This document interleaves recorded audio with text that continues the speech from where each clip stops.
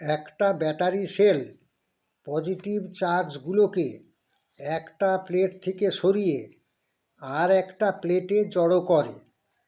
এর জন্যে ওয়ার্ক করতে হয়।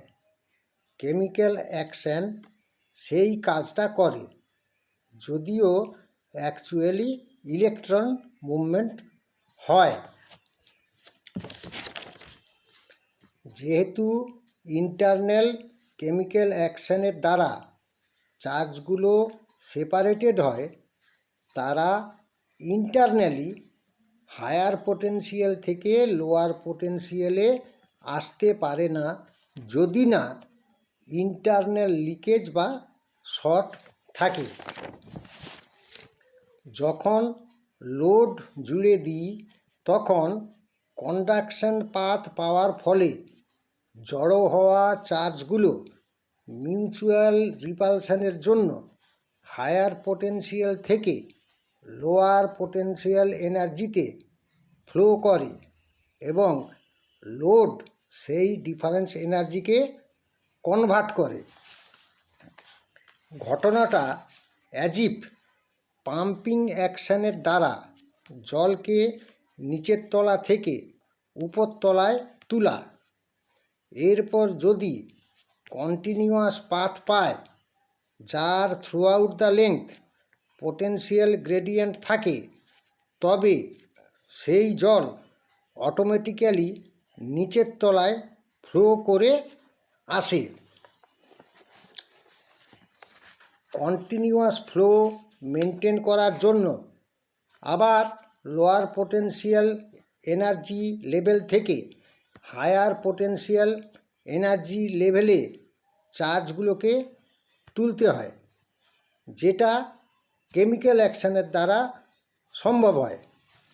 এইভাবে স্টোর কেমিক্যাল এনার্জি থেকে আমরা ইলেকট্রিক্যাল এনার্জি ইত্যাদি পাই। এইবার মনে করুন দুটো সেম সেলকে আমরা সিরিজ কানেকশন করলাম। প্রথমটা পজিটিভ চার্জকে যেই না হায়ার পোটেনশিয়ালে রেজ করে, পরেরটা তাকে আবার ডবল হায়ার পোটেনশিয়ালে রেজ করবে। এইভাবে ওভারঅল ভোল্টেজ ডবল হয়ে যাবে। ঘটনাটা একতলার উঁচুতে জলের যা প্রেসার, দোতলার উঁচুতে তার ডবলের মতো অবস্থা।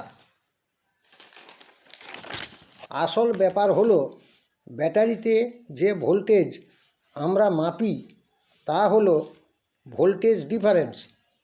ব্যাটারির একটি হায়ার পোটেনশিয়াল সাইড থাকে, যাকে প্লাস চিহ্ন দিয়ে বোঝানো হয়, এবং একটি লোয়ার পোটেনশিয়াল সাইড থাকে, যাকে মাইনাস চিহ্ন দিয়ে বোঝানো হয়। এখন যদি হায়ার পোটেনশিয়াল সাইড গ্রাউন্ড করা হয়, তাহলে লোয়ার পোটেনশিয়াল সাইড 0 থেকে কম হবে, অর্থাৎ মাইনাস ভোল্টেজ দেখাবে। এবং যদি লোয়ার পোটেনশিয়াল সাইড গ্রাউন্ড করা হয়, তবে হায়ার পোটেনশিয়াল সাইড 0 থেকে বেশি, মানে পজিটিভ ভোল্টেজ দেখাবে। অবশ্যই মিটারের গ্রাউন্ড টার্মিনাল গ্রাউন্ড সাইডে থাকবে, না হলে উল্টো দিকে কারেন্ট ফ্লো করার জন্য উল্টো ভোল্টেজ দেখাবে।